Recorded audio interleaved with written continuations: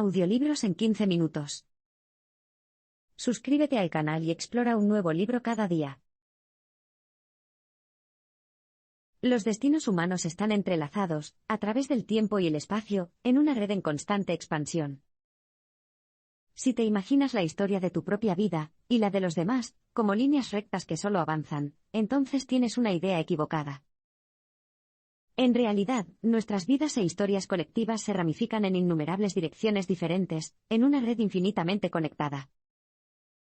Nos cruzamos con otras personas y cosas de formas inimaginables. Una de las razones por las que pasamos por alto esta compleja red es que no recordamos cómo estamos todos conectados fundamentalmente. Todo lo que existe está hecho del mismo material estelar. Todo, desde todas las ideas que tenía Albert Einstein hasta los conservantes que mantienen su cerebro flotando en su tarro. Desde cada célula del dedo índice de Galileo hasta las moléculas de gas y polvo que forman los anillos de Júpiter.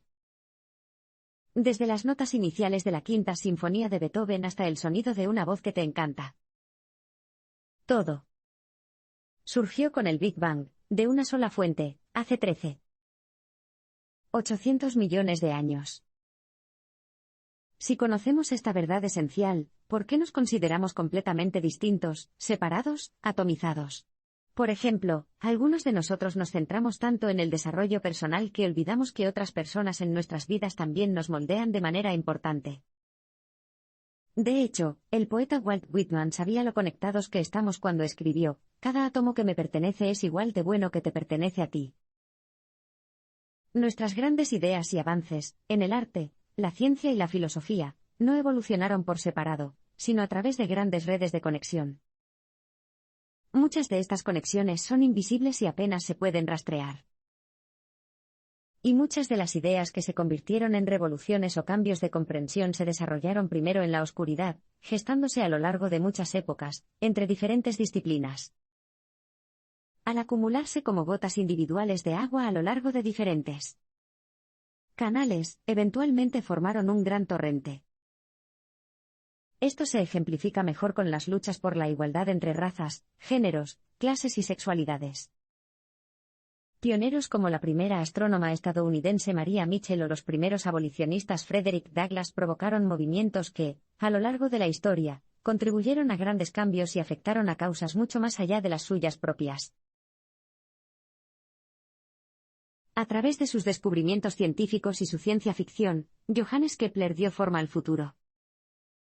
La vida y obra de Johannes Kepler, el primer astrofísico del mundo, son impactantes por derecho propio. Sin embargo, la forma en que su obra del siglo XVII se vinculó con otros científicos y escritores durante los siglos siguientes es igualmente notable. Los descubrimientos astronómicos de Kepler contribuyeron al futuro de muchos campos científicos diferentes. En una época de ignorancia y superstición generalizadas, fue uno de los primeros en adherirse al modelo heliocéntrico del universo de Copérnico. Contribuyó con ideas clave al campo de la astronomía. Por ejemplo, fue el primero en sugerir que los planetas orbitan alrededor del Sol, no en círculos, sino en elipses, el primero en desarrollar un método científico para predecir los eclipses, y el primero en demostrar que las fuerzas físicas mueven los planetas y las estrellas siguiendo trayectorias calculables a través del cielo nocturno. 60 años después, Newton refinó la tesis de Kepler sobre la fuerza física para desarrollar los fundamentos de la gravedad newtoniana. Siglos después, la matemática Katherine Johnson se basó en las leyes que Kepler había descubierto por primera vez. Los usó para calcular la trayectoria que llevó al Apolo 11 y el primer hombre a la Luna. Sorprendentemente, aunque ocurrió muy lejos en el futuro, Kepler previó gran parte de ese aterrizaje en la Luna en su ciencia ficción. En su historia El sueño, un joven astrónomo viaja a la Luna y descubre una raza de habitantes lunares que creen que la Tierra orbita alrededor de su planeta. La historia es una manera amable y alegórica de recordar a los habitantes de la Tierra que sus certezas sobre el lugar de su propio planeta en el universo podrían no ser certezas, después de todo. La obra de Kepler fue una de las primeras historias de ciencia ficción, incluso antes de que el género existiera. Pero también predijo con precisión que Una nave espacial tendría que tener en cuenta el campo gravitacional que la arrastraría hasta la Tierra cuando despegara, pero que apenas necesitaría fuerza una vez en el éter del espacio libre de gravedad. Al concebir la idea del viaje lunar, Kepler puso en marcha las fuerzas que eventualmente lo harían realidad. Siglos más tarde, en una conferencia de 1971 sobre la exploración del espacio, el autor estadounidense Ray Bradbury articuló este proceso histórico de gestación cuando dijo: «Es parte de la naturaleza del hombre empezar con un romance y construir hasta la realidad». Su educación y su entorno únicos permitieron a Maria Mitchell convertirse en la primera mujer astrónoma de Estados Unidos. Nacida en la isla de Nantucket en 1818, en el seno de una familia de cuáqueros, Maria Mitchell fue una niña brillante cautivada por el cosmos. Pero en el siglo XIX, la ciencia todavía estaba dominada por los hombres. Para convertirse en un astrónomo serio, Mitchell tuvo que librar una ardua batalla. Pero la noche del 1 de octubre de 1847, hizo un descubrimiento que transformaría su vida. Esa noche, recorriendo los cielos con su querido telescopio, vio una pequeña y brillante mancha que se movía por el cielo, un nuevo cometa. Conocía el cosmos como la palma de su mano, y nunca antes había visto a este pequeño y brillante intruso. A principios de ese año, el principal mecenas de las ciencias de Europa, el rey de Dinamarca, había anunciado un premio para quien descubriera un nuevo cometa. El vencedor recibiría una medalla de oro valorada en 20 ducados, una fortuna en aquel entonces. Al principio, Mitchell se mostró reacia a reclamar la medalla, pero su padre la animó a transmitir su descubrimiento al Observatorio de Harvard, la autoridad que otorga premios.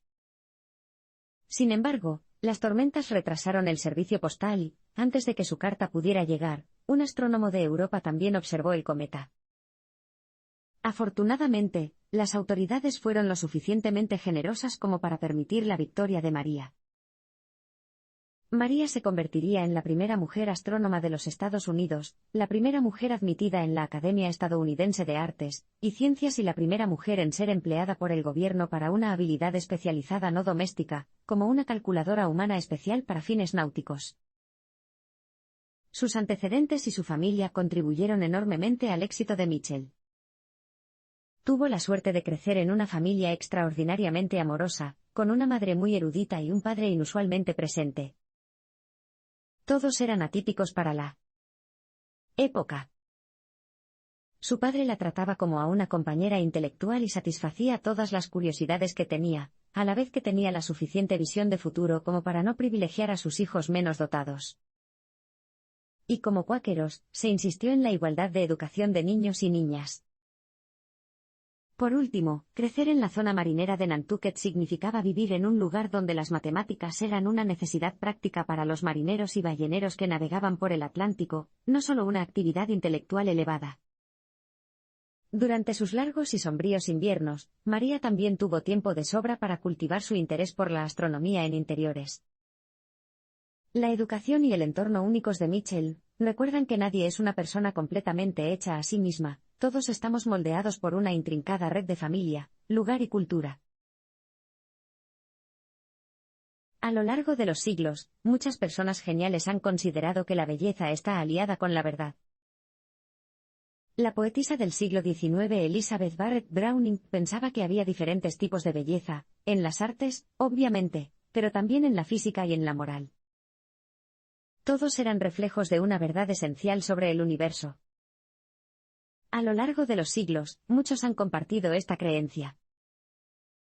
Galileo también era alguien que consideraba hermosa la verdad que encontraba en su ciencia.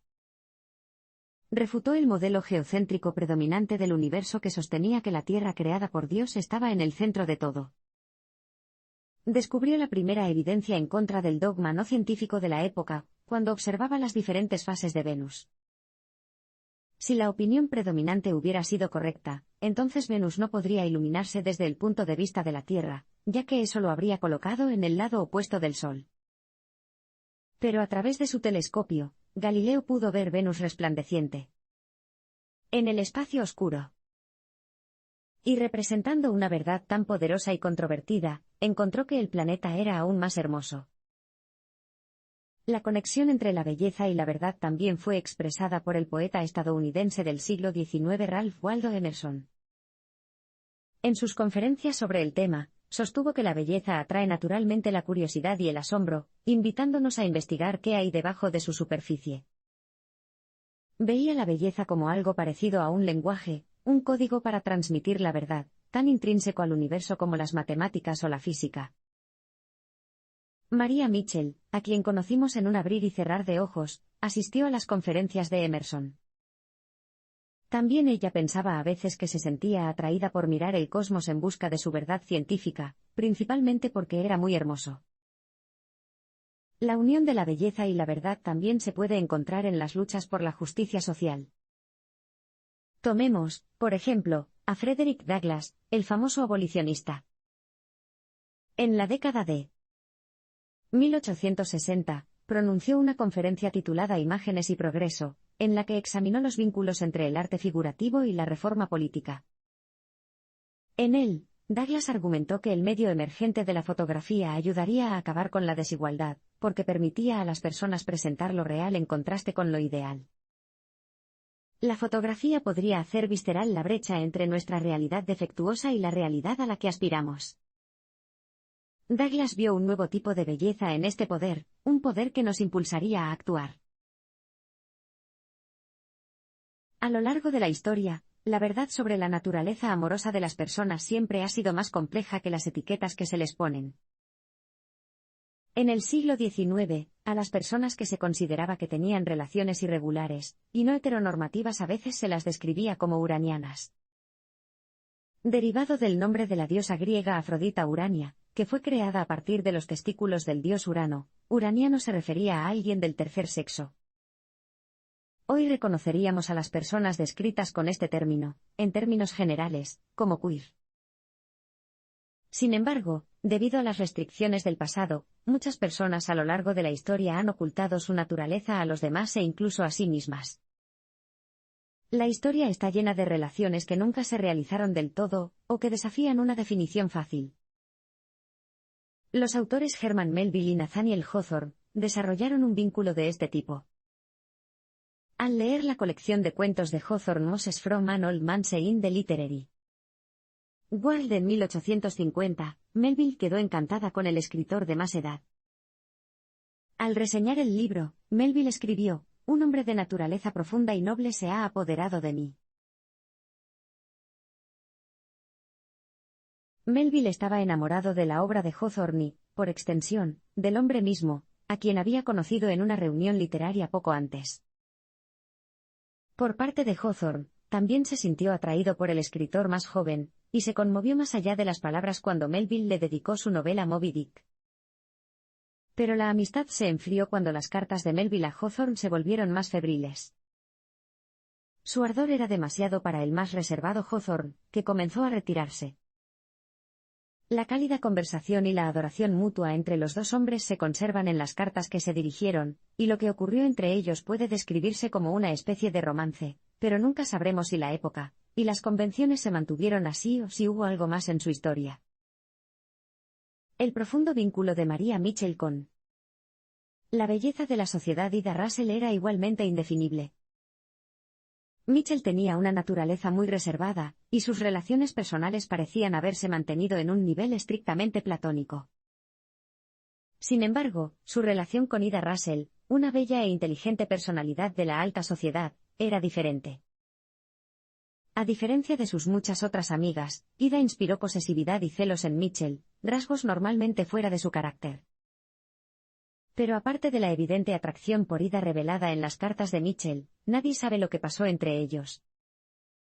Como muchas personas de su época, la forma precisa de su relación era nebulosa, ya que las convenciones prohibían una conexión más abierta. Estos impulsos, los de Melville, Hawthorne y Mitchell, son lo que hoy podríamos describir como queer. Muchas grandes mentes a lo largo de la historia han establecido relaciones tan misteriosas, mutuamente inspiradoras y altamente inusuales entre sí. Una cosa es cierta, el complicado asunto de la intimidad no se puede resumir en una palabra como queer o uraniano. El encuentro entre literatura y ciencia fue personificado por la prodigio de las matemáticas Ada Lovelace. La hija del poeta romántico Lord Byron y de una aristócrata matemáticamente brillante, la baronesa Annabella Milbanke, nació en 1815.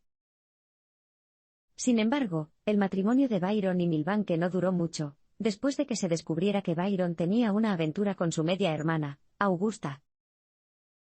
Byron huyó a Italia y luego a Grecia. Mientras tanto, Ada fue criada por su madre, quien desalentó el lado poético de su naturaleza, y la empujó hacia las ciencias y las matemáticas. Ada aprendía rápido. Cuando era adolescente, ya había ideado un plan para diseñar un aparato volador. Sin embargo, su madre no pudo borrar por completo su lado poético, que era una parte igual de ella. Muy lejos, en Grecia, su padre, el gran poeta inglés de su época, a veces cogía un retrato suyo y suspiraba profundamente, preguntándose si su hija llegaría a conocerlo alguna vez. De vuelta en Inglaterra, Ada también sintió lo mismo. En un ataque de desafío, le dijo a su madre: «No me concederás poesía filosófica. Invierta el orden. ¿Me enseñarás la filosofía poética, la ciencia poética?». Fue esta negativa a abandonar su doble naturaleza lo que la equipó para el gran logro de su vida. Cuando tenía 19 años, Ada comenzó a asistir a los salones organizados por un excéntrico matemático, Charles Babbage. Poco después de conocerse, Lovelace y Babbage comenzaron a trabajar en algo llamado motor analítico, algo que se considera ampliamente como el primer ordenador del mundo. Durante su colaboración, Lovelace tradujo un artículo científico de un ingeniero militar italiano titulado Sketch of an Analytical Engine. En su nota a pie de página de 65 páginas de este artículo estaba, esencialmente, el primer programa de computadora del mundo. Tenía 27 años y era el año 1843. La hazaña involucró el talento de talla mundial de Ada Lovelace para las matemáticas, en las fórmulas que desarrolló, y su imaginación. Sin este último componente, la capacidad de ver cosas que aún no existen, es poco probable que hubiera concebido un invento tan radicalmente progresista. Su habilidad para crear se mezcló con su brillantez matemática, los componentes que había heredado de sus dos padres, y contribuyó a este salto adelante para la ciencia y la humanidad. Goethe dejó un legado científico sorprendente. El famoso poeta alemán Goethe también se consideraba un científico. Como muchas de las personas que hemos conocido hasta ahora, las dos facetas de la imaginación y la razón se unieron para formar el genio de Goethe. Aunque dejó su huella principalmente en el mundo de la literatura, su legado científico es sorprendente. Por ejemplo, es en parte responsable de los nombres de las nubes que utilizamos hoy en día. Cuando Luke Hayward, un joven astrónomo aficionado, publicó un sistema de clasificación de nubes con nombres en latín en lugar de en inglés, se encontró con una furiosa oposición por parte de la comunidad científica británica. Goethe, que seguía de cerca los avances científicos, se solidarizó con el joven inglés, y sostuvo que las nubes eran comunes a toda la humanidad, y merecían que se aceptaran nombres en todos los idiomas en lugar de traducciones locales. Incluso adoptó partes del ensayo de Luke Hayward en una serie de poemas cortos que utilizaban los nombres latinos que les había dado. Gracias al poderoso patrocinio de Goethe, estos nombres sobrevivieron como los que usamos hoy en día en todo el mundo: Cumulus, Stratus, Cirrus, etc. Sin embargo, a pesar de su interés por la ciencia, no era la verdadera vocación de Goethe. Era científico de la misma manera que Einstein era violinista, apasionado pero mediocre. Su gran logro, si no como científico, fue como alguien que popularizó la ciencia y amplió la imaginación de los científicos. De hecho, aunque algunos de los ensayos científicos que escribió durante su vida tenían defectos, despertó su interés por las áreas en las que la estética y la ciencia se unían. Uno de los ejemplos más famosos de su legado científico lo encontramos en un invento de Nikola Tesla. La idea del motor de corriente alterna con arranque automático se le ocurrió a Tesla en una visión, casi una alucinación, mientras estaba sentado en el parque de Budapest, en Budapest. Mientras estaba sentado en el parque, el cielo se iluminó con una magnífica puesta de sol, que lo inspiró a recitar una estrofa del Fausto de Goethe. Mientras pronunciaba las líneas, tuvo una visión repentina de un campo magnético giratorio, una parte integral del motor que inventó. En su vida, Goethe arremetió contra lo que él veía como la brecha límite entre la poesía y la ciencia, en un ensayo sobre las formas. Frustrado por la forma en que las instituciones científicas y literarias habían separado las dos disciplinas, declaró que los dos pueden volver a encontrarse en un nivel superior como amigos.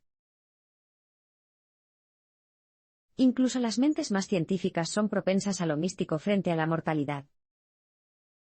Cuando James Blake estaba redactando su biografía de Richard Feynman en 1988, descubrió una carta que puso patas arriba la imagen pública del fallecido físico. El mundo conocía a Feynman como un racionalista inmune a la sinrazón, pero la carta reveló una faceta completamente nueva y sentimental del científico sobrio. Para entender sus orígenes, necesitamos viajar a la juventud de Feynman. Cuando era adolescente, Feynman se enamoró de una chica llamada Arline, que era tan apasionada por la filosofía como por las matemáticas. Reflexionaron sobre una vida de felicidad juntos. Pero entonces Arline comenzó a desarrollar una misteriosa enfermedad. Le apareció un bulto en el cuello y empezó a tener fiebre. Se recuperó temporalmente, pero la enfermedad regresó. Para horror de Feynman, la medicina, una rama de la ciencia a la que había dedicado tanta importancia, durante mucho tiempo no pudo encontrar nada que ayudara a Arline. Finalmente, se descubrió que su enfermedad, una forma rara de tuberculosis, era terminal. Devastada, la pareja decidió casarse en un servicio improvisado, cumpliendo lo que habían soñado durante mucho tiempo. Cuando la Segunda Guerra Mundial llegó a su punto culminante, Feynman, que se había convertido en uno de los físicos más importantes del país, fue contratado para trabajar en el Proyecto Manhattan, que produjo las primeras armas nucleares. Mientras tanto, Arline le escribía cartas de amor desde el sanatorio en un código complicado para entretenerlo. Su romance persistió así, hasta el final. Arline murió el 16 de junio de 1945. Fue entonces cuando Feynman, un racionalista exigente que a veces se había sentido frustrado por la pasión de Arline por las teorías metafísicas que admitían a Dios, recurrió a lo irracional. Escribió la carta que Blake descubrió décadas después. Estaba dirigida a Arline, después de su muerte. En el hermoso y poético discurso, él le habla como si estuviera viva y trata de anticipar su respuesta. No es la obra del escéptico que todos conocían, sino que revela a alguien que, siendo científico, deseaba de todo corazón algo más allá de la exactitud con la que llenó su vida. En él, escribió, he conocido a muchas chicas y muy bonitas. Pero todas parecen cenizas. Solo me queda a mí. Eres real. Como muchas de las personas que hemos considerado aquí, astrónomos, inventores, poetas, quedó estupefacto ante el misterio de la vida.